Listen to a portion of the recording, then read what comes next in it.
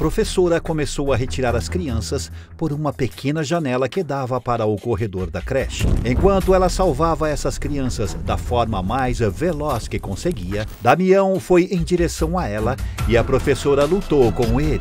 Ela lutou até ficar inconsciente, até que todas as suas forças se exauriram. Muitos acreditam que algumas pessoas nascem com um propósito de vida e que só partem dessa terra quando o seu objetivo é realizado. Esse pode ser o caso da professora Ellie, de 43 anos. Em 2017, ela salvou 25 crianças e entregou a própria vida neste ato heróico. Entenda toda a história aqui, Biografia do Crime. A história de Ellie. Ellie de Abreu Silva Batista nasceu em 12 de agosto de 1974 em Minas Gerais. Ela era casada com Luiz Carlos Batista e mãe de Breno, Lívia e Olavo, que na época tinham 16, 13 e 2 anos de idade, respectivamente.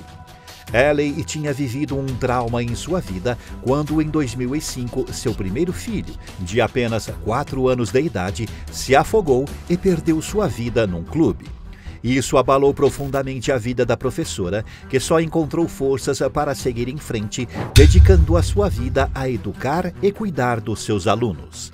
Ela cuidava daquelas crianças com o carinho que uma mãe cuida dos filhos, porque era assim que a professora via os seus alunos. E o amor dela era tanto que ela abriria mão da própria existência para salvar os pequenos. Gente Inocente. Ellie trabalhava na creche Gente Inocente há 1 ano e morava em Nova Porteirinha. Para ir ao trabalho, todos os dias ela atravessava a ponte sobre o rio Gorutuba.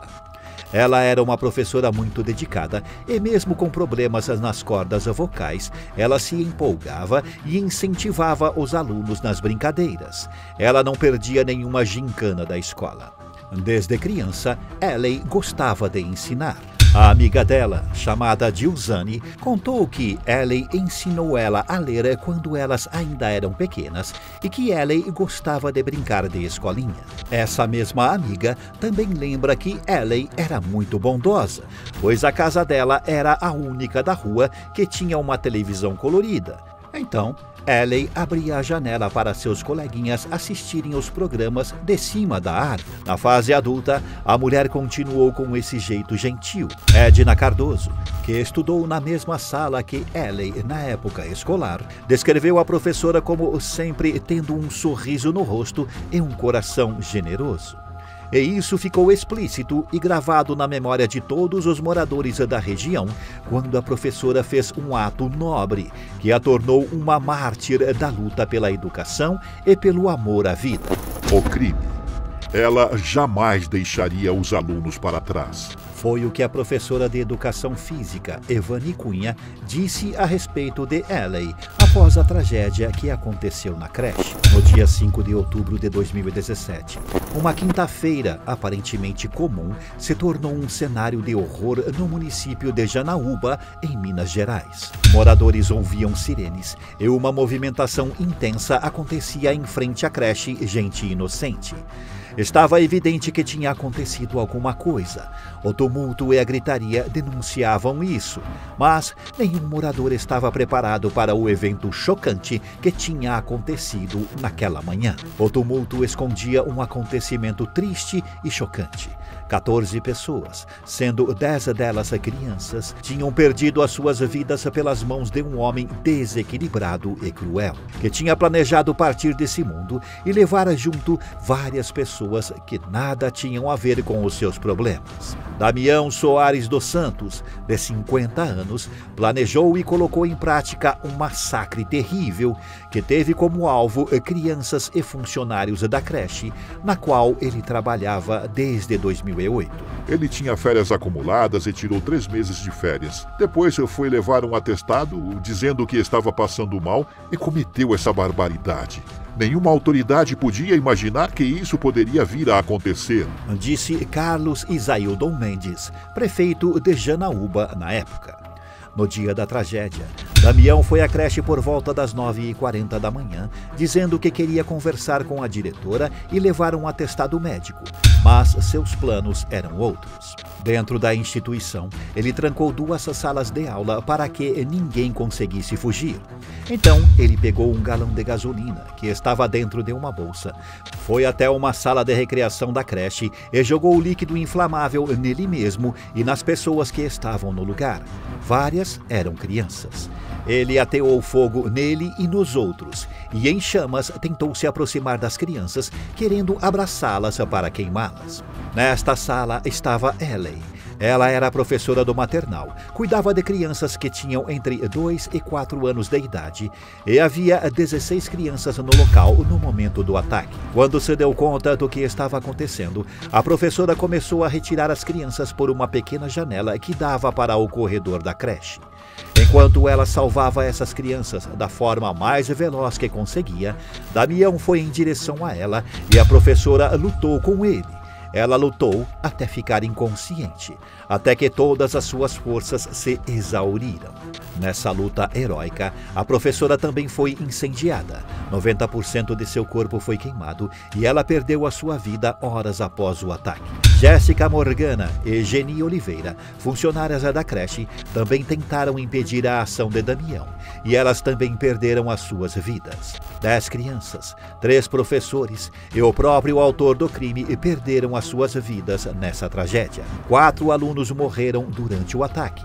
Os outros foram socorridos e levados ao hospital, mas também perderam as suas vidas.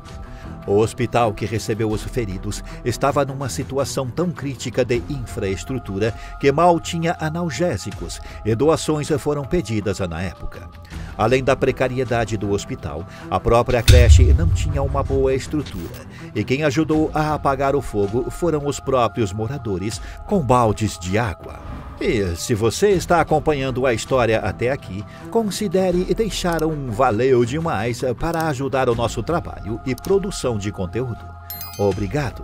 Isso levantou discussões sobre o descaso com que os professores e a própria infraestrutura da rede de ensino era tratada pelos governantes. Durante o velório da professora, os profissionais reclamaram que as condições de trabalho eram ruins, não só na creche, como também nas escolas do município. A creche Gente Inocente não tinha sequer extintores e nem alvará de funcionamento do Corpo de Bombeiros. A segurança das redes de ensino da região também foi alvo de debates, pois os próprios professores falaram que a segurança era um problema. Nenhuma escola da cidade, seja municipal ou estadual, tem extintor de incêndio.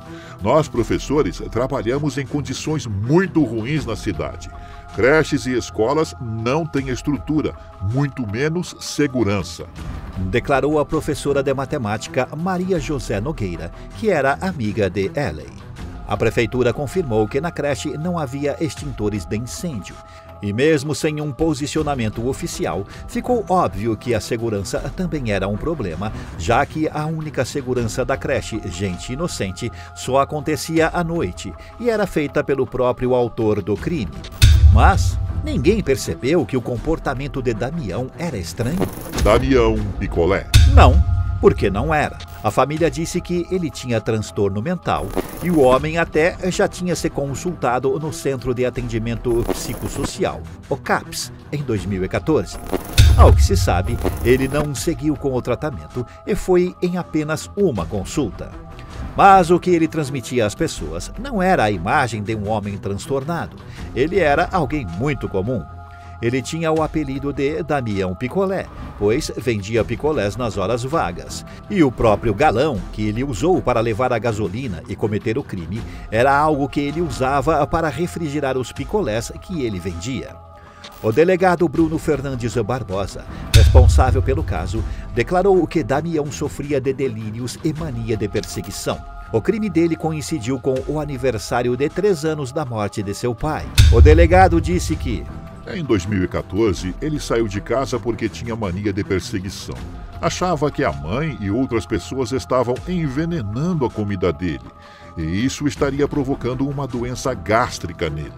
O delegado também disse que Damião falou à família que iria dar um presente a eles e iria morrer. Mas, como já dito, tudo o que Damião demonstrava era um comportamento normal. Ele já tinha trabalhado como servidor da prefeitura durante 8 anos e nada de errado constava em seu currículo. Damião não era violento e, apesar de ter premeditado o seu ato bárbaro na creche, o crime era impossível de prever. O delegado afirmou que o crime foi perversão de um psicopata. O luto da família. Após a confirmação da morte de Ellie, seu marido ficou paralisado ao receber a notícia. Os dois estavam juntos há 23 anos. O corpo da professora foi levado em caixão fechado por um caminhão do Corpo de Bombeiros. Vários dos comércios da região fecharam as portas devido ao luto, e cerca de 500 pessoas acompanharam o velório dela. Homenagem. No dia 28 de março de 2018, uma quarta-feira, Ellie recebeu o prêmio Faz Diferença na categoria País. O prêmio foi concedido in memoriam e quem o recebeu foi seu irmão Marconi de Abreu. A cerimônia de premiação aconteceu no Hotel Copacabana Palace. Marconi estava muito emocionado e disse que seu cunhado deveria receber o prêmio. Não pôde ir, mas enviou uma carta que foi lida por Marconi. Nela era dito: Envio meus sinceros agradecimentos em meu nome e em nome dos meus familiares, dos meus filhos e da minha querida esposa in memória. É o reconhecimento pelo exemplo que ela deixou e seu legado. É como diz o Senhor: não há amor maior do que doar a vida para um irmão. Ellie, tua fé tem se tornado um instrumento divino de paz. O ato heróico de Ellie fez muitas pessoas pensarem no quanto a educação infantil é mais do que apenas ensinar as crianças. É um ato de proteção e amor, e ela provou isso. A creche Gente Inocente, hoje em dia, tem o nome de Centro Municipal de Educação Infantil Ellie de Abreu, em homenagem à professora heroína. Comente a sua opinião sobre esse triste caso. Você acha que ele poderia ter sido evitado? Quais outros casos você gostaria de ver aqui no Biografia do Crime? Deixe a sua sugestão nos comentários. Não se esqueça de deixar o like e se inscrever no canal. Obrigado por assistir até aqui e até a próxima.